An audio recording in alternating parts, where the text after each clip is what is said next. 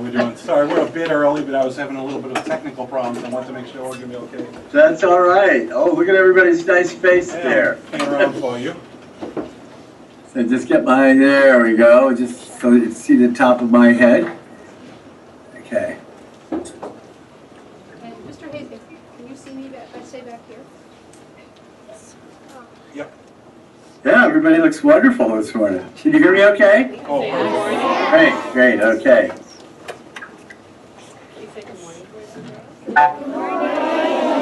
Oh, good morning, good morning. It's a nice spring morning this morning, isn't it? Yeah.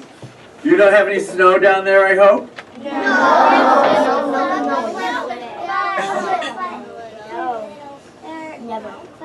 Okay, well, Tommy, we have all 5 of our second grade classes here. Oh my gosh, that's great. Yeah, all And 5. they have been reading your books and learning about you and watching some videos about you. And they are very, very excited to hear from you and then have a chance to ask you some questions. So with that, I think we'll just get started. Great, well, good morning, everybody. Good morning. Okay, my name is Tomie DePaola. I've lived here in New Hampshire for a long time. I'm not from New Hampshire, though, originally. I was born down in Connecticut and went through school in Connecticut way back a long time ago, long time ago, because last year I celebrated my 80th birthday. Whoa! Wow, congratulations. And but this year I'm celebrating my 50th year as a children's book illustrator. My 60th year as an artist, my 50th year as a children's book illustrator, and Strega Nona, do you know who she is? Yes! Great. She turned 40 this year. It was 40 years ago that Strega Nona was awarded with the Caldecott Honor Medal, and or honor award. I didn't get a medal for the honor. You don't get a medal, you just get a letter. That was really wonderful when that happened, because now there's about 8 Strega Nona books, and this fall there's going to be a big treasury, and I'm sure you'll hear about that. It's going to be a big, thick book with a lot of the books that I've already done with her in it, and some new things, including some recipes. I'm going to give my friend Marianne Esposito a run for her money. So, I'm busy working. I just finished a book yesterday, some new books that I'm always working, it seems. And one of the exciting things is that next month in May, I'm going out to Santa Fe, New Mexico with a group of my friends.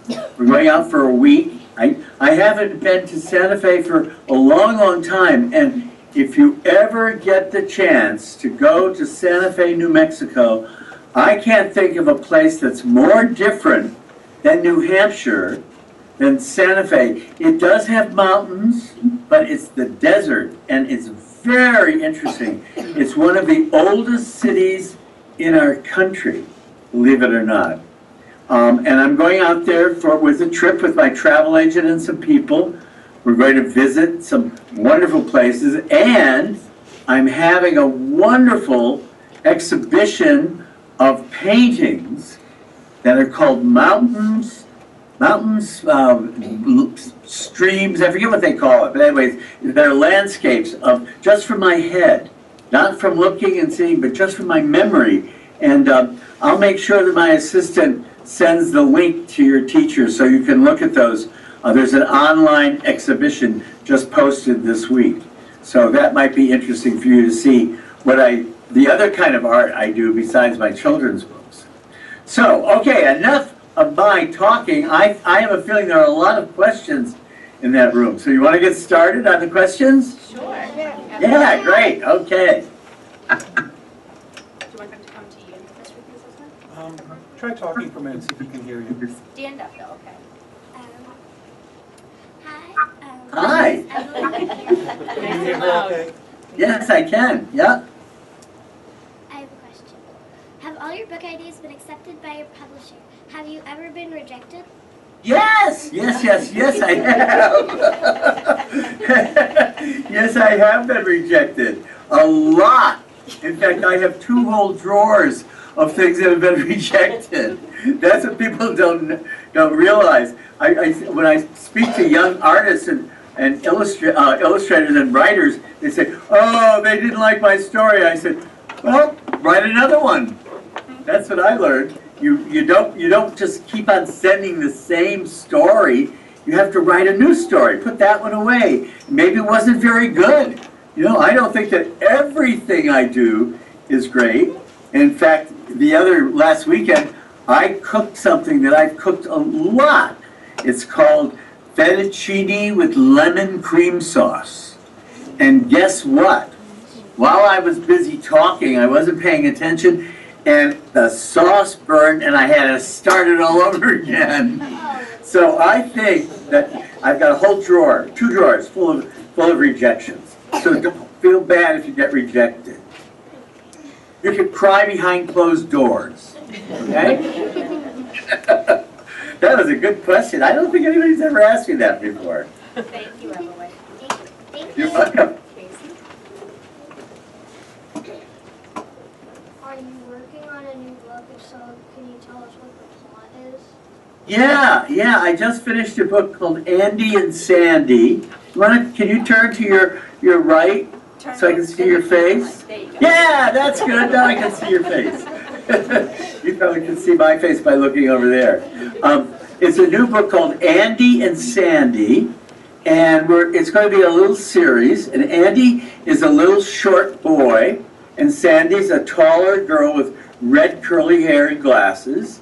And in the first book, they meet and they go to the playground. They meet at the playground. And then in the second book, it's called An Anything Adventure, and it's written by a good friend of mine. I helped write it too. His name is Jim Lewis. And they go upstairs. It's a rainy day, and Sandy comes over to Andy's house, and they go upstairs to the attic, and they play dress up in the big costumes in a great big truck. And it's really kind of loads of fun. So I just finished that. It's going off today, Federal Express or by UPS to the publisher in New York, and they should get it tomorrow. And then I'll bite my nails until they call me up and tell me they like it. So yeah, that's the newest book I just finished, just yesterday. Wow. So today I can relax. And then Friday I get back to work. Good job. Okay.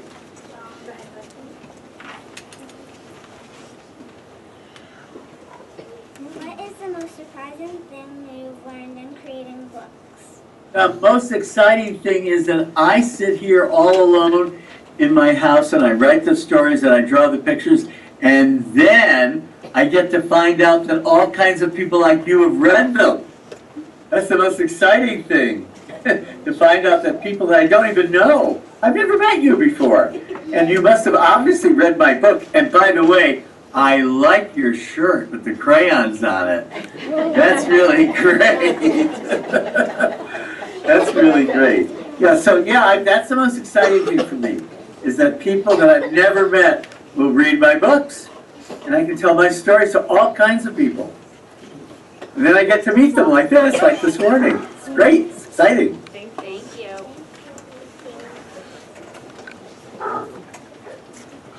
Good morning. What do you like to do when you are not writing? I like to eat popcorn. No, I'm not kidding. A long time ago, on my big birthday, my publisher gave me a big popcorn machine like they have in movie theaters. Yeah, I still have it. I got it a long time ago, and I just made a big batch of popcorn yesterday, and I've been eating it by the bowlful. And you know, I have a dog. His name is Bronte, and he's almost 11 years old, and he is blind. He doesn't have any eyes anymore because he went blind. He got sick, but he can smell popcorn. So last night I sat down after I finished work to watch the TV news, and all of a sudden I felt a wet nose on my arm, right here, and I was eating a little bit of popcorn and I had to share it with him. But I love to, and I also like to watch movies. I like movies a great deal, and I love to read. I always have like 2 or 3 books all scattered all over my house that I pick up and read. And so I read like 2 or 3 books at the same time. So those are the things I like to do. And now I'll be able to take a walk outside because it's not so cold and there's not so much snow. But I have to watch out for the black flies now. They're going to come soon. Ooh, I hate those. Yeah. So those are the things I do when I'm not. But I spend a lot of time sitting in my drawing board, and I love to draw. I think it's so wonderful that I'm so lucky, so lucky that I make my living, and I make my. I wanted to be an artist when I was only 4 years old, and here I am, 80 years old, and all my dreams have come true, and all I have to do is keep on doing them. Isn't that wonderful? I think it's really. I'm very lucky. Yeah. So that's a good question. Thank you.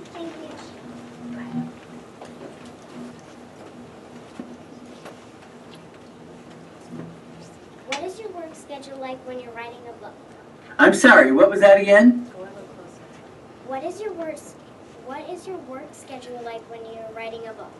Oh, okay. Well, when I write my stories, I have to kind of wait till I get the idea, and then I jot the ideas down, and then I'll sit down and probably try to write it all at once. But when I start doing my illustrations, I have to have a different schedule, because I try to work every day when I'm doing my illustrations, unless I have other things to do, like I have to go to, visit some place, or go to an exhibition, or Skype with people like you.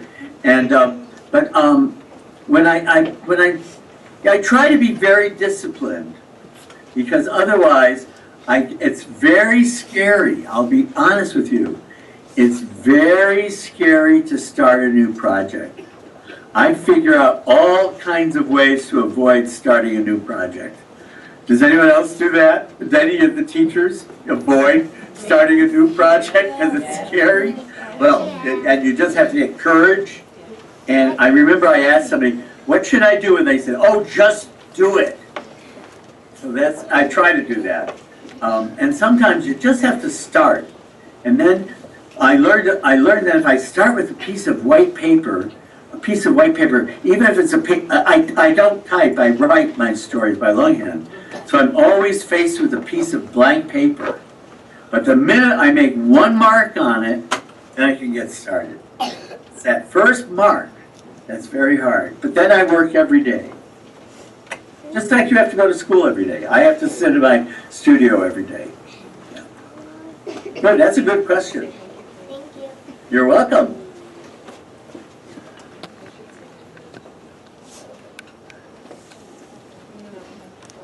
Morning. What would you say is your most interesting or unusual writing quirk? My quirk?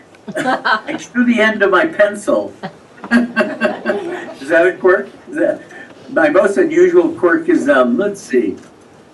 Oh, you know what I do when I draw? I move my tongue like this. And when I write with, I hold my pencil. I'll show you how I hold my pencil. Or my pen. I don't hold it with these 2 fingers like you're supposed to. I don't use the computer. I write by longhand. But I hold it with these 2 fingers, just like this. And that's the way I paint, too, with those 3 fingers. And when I was a little boy in 2nd grade, believe it or not, we had to do this thing called penmanship. I'm not sure they even do that anymore. I know that they don't do it as much as we used to. But my teacher actually taped my 3 fingers together so I wouldn't hold the pencil with 3 fingers. I only held it with 2. And then I couldn't control it. And so I thought, I can't use I'm not, and so I was very frustrated. But then I got into 3rd grade, and the teacher she said, you can use your whole hand if you want to. But I use these 3 fingers. That's kind of a quirk. That was a good question. No one's ever asked me about my quirks before. And I've got a lot of quirks. Thank you. Thank you. You're welcome. Who's that? Okay, who's that? Go ahead.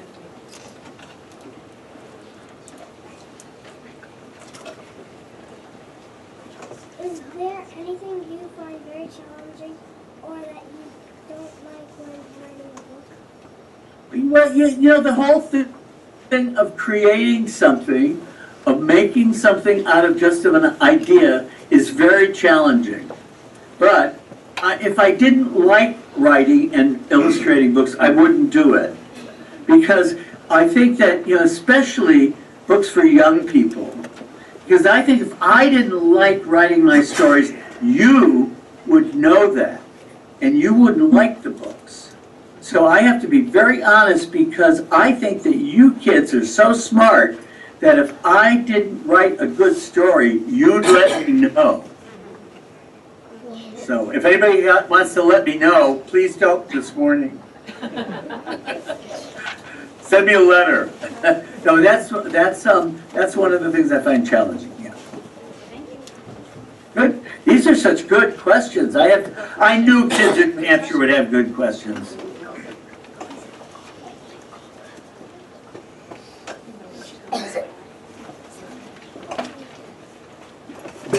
Hello, Mr. DePaola.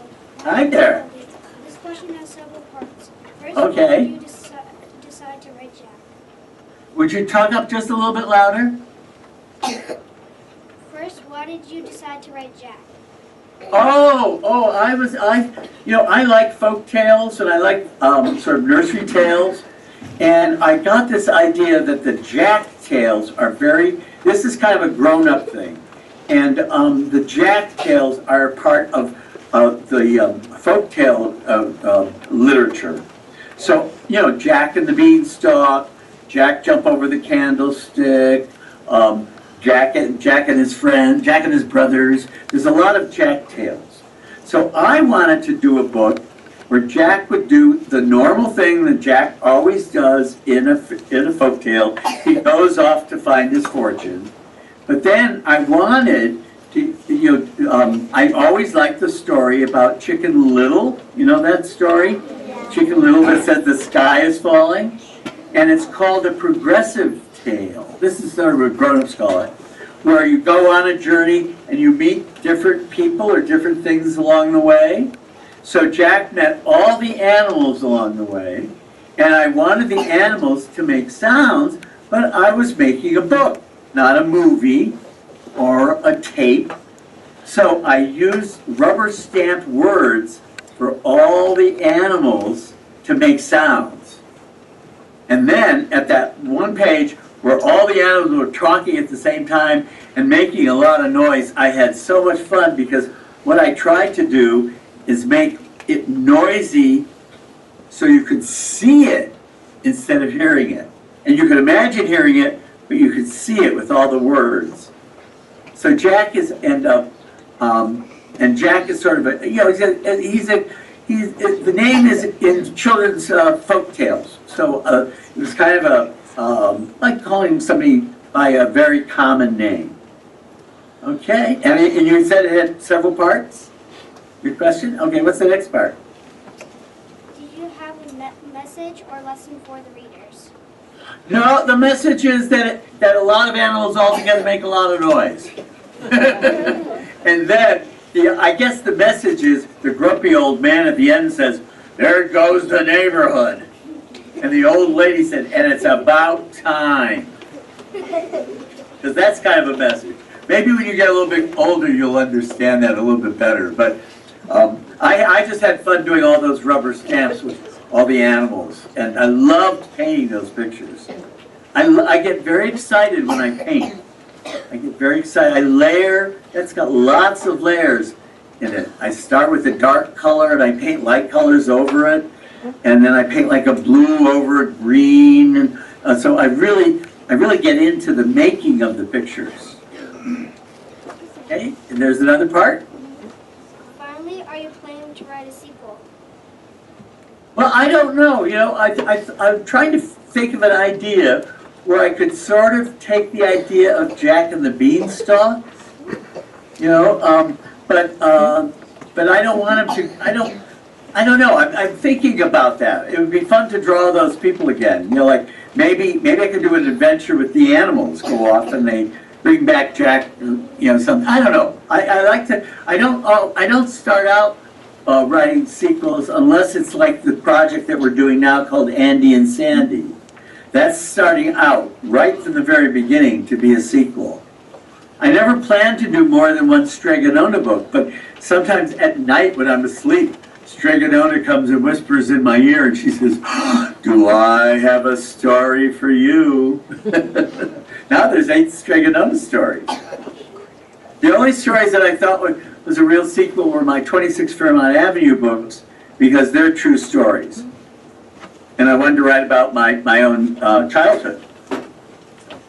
And I hope to do one more of those. So you'll probably be in college by the time I do it. But keep your eyes out for it, okay? Is there any more questions about Jack? One more. No, 2 more. Okay, one more, okay. These are excellent questions. I have to congratulate you teachers for these great questions. Hi. Hi. Hello, Mr. DePaola. My name is Kaylee. We noticed that the facial features have changed in your illustrations. Why did you change the way the characters look? I think that just happens as I practice and I change. You know, when I look at my face in the mirror, it's changed a lot from when I was a young man starting out. I had dark hair and I had lots of it. Now I just have a little fuzzy hair. So I think it just happens naturally for an artist. And also some books like Stregonona, I could draw Stregonona probably in my sleep. I've drawn her so many times. And those people, they have a special look to them because they're in a special book. Now Jack looks a little bit more like people look. And he has red hair. And I made all those and big ears like I do. So I think that it just changes naturally. Okay? Yeah. We have one more. Just one more. We're doing fine on time, by the way, so. It's our final question. Have you ever written a book with a partner? With a what? With a partner? A partner. I'm sorry, I didn't hear that last word. A partner. Partner, yes, I have. I'm working on a book with a partner right now, a guy named Jim Lewis. And you know Jim Lewis, even though you don't know you know Jim Lewis. Do you all know who Miss Piggy is? Yeah. From the Muppets? Yeah, well Jim writes everything Miss Piggy says. And he has for like 25 years. So he and I are being partners. And I have written, I've illustrated books that other people have written. So that's like a partnership too. And that's kind of, I'll tell you, it's kind of fun to do work with other people. My best partnership though recently was a couple of years, maybe about 5-6 years ago, whenever it was, when I worked with both Robert Sabuda and Matthew Reinhardt and their whole studio. They had about 6 people working with them, and all of us, there were about 8 of us, we worked and made a beautiful Stregonona pop-up book called Brava Stregonona, and that was loads of fun working with all the different people. It's very different because usually artists and writers work all by themselves. So when you have a partner, it makes it less lonely. But then you also have to let somebody else make decisions too. So sometimes I like working all by myself. Okay, that was a good question. Yeah, you have another question? How was it different? How is it different? Well, you have to listen to another person, but then if you get into trouble, like if you don't have an idea, you can call up your partner and say, do you have any ideas about this?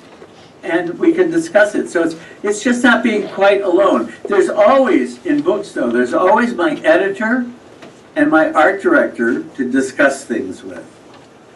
But that's like going to your teacher when you're you're working on something, and you don't want to go to your teacher because you don't want them to think you can't do it.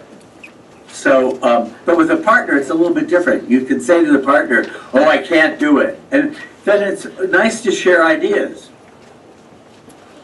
Does that answer your question? Good. Okay. I think that's it. Those are all of our questions. Those are all your questions? Well, do any of the teachers have a question? there's a teacher that has a question. Yes, ma'am. Am I close enough? Wayne? I think so. Yeah, come up closer, yeah. I'm closer. I had Irish and Italian grandparents too, and Oh, good. I recognize a lot of their stories in your stories. Uh-huh. Can you say a little bit about how the stories from your childhood show up in your books and influence your work? Well, you know, a lot of my books actually are autobiographical. So I'm just writing about things that actually happened to me. And the first book I did that was autobiographical was Nana Upstairs, Nana Downstairs, which is about my Italian grandmother, my Irish grandmother, oh, I made a mistake, my Irish grandmother and my Irish great-grandmother. But my grandfather used to tell, my Irish grandfather was a great storyteller. So he would tell me a lot of stories that probably had a lot to do with Irish legends. So, and I think there's a, you know, if you were both Irish and Italian, I don't know whether you saw that wonderful PBS television show called The Italian Americans. That was quite good because I found out things about being part Italian that I never knew about. I wasn't as close to the Italian relatives because they lived farther away when I was a young child. And we lived very, very close to my Irish grandparents. But my Italian grandmother lived way in Massachusetts. So, you know, I just draw on everything that I can remember. You know, I had a mother, my mother read to me every single night as far back as I can remember. My older brother didn't like it so much, but I couldn't go to sleep until my mother read me a story. And she'd read to me during the day as well. And I still have the books that she read to me out of, believe it or not. So that was very important. And that's something that I really think I would encourage you teachers. I know you don't have very much time these days in teaching, but my 5th grade teacher, I've never forgotten this. My 5th grade teacher, Miss Rose Mulligan, every single day in school, at the last either 10 minutes, 5 minutes, 15 minutes, we'd put our schoolwork away, and she would read a part of a story out loud to us every single day. And she'd read things like Oliver Twist, and every day she'd read a portion of it. And she did that all school year long, and I've never forgotten that. And I talked with some friends of mine at a big high school reunion that had Miss Mulligan, and they said, do you remember when Miss Mulligan read us stories out loud? And I think that that's one thing I would love teachers to try to do to their kids, even if it's only 5 or 10 minutes. Take a big book that will take a while to get through and read it out loud, because there's nothing like hearing a voice read beautiful stories. So that's my intelligent words for today. We have one more question. Oh, another question. Good. What is your favorite color and why? Okay, you know what my favorite color is? White. What? And people will say, white's not a color. And I say, yes, it is, because I have lots of white jars of paint and white tubes of paint. And one of the reasons I like white is because all the other colors look beautiful against it. So, and I don't really have a favorite color, although I do use a lot of blue-green. So there's something about blue-green and red-orange that I like a lot. But I like to think that, I'll tell you what's the hardest color to use as an artist, is green. Every artist says that green is the hardest color to use. And I think it's because the green that's in nature is so varied. There's so many varieties of green in nature, and there aren't that many green crayons and paints, so you have to mix a lot. But I love to mix colors, and I think that I have all the colors at my disposal. But that is a very good question. Thank you.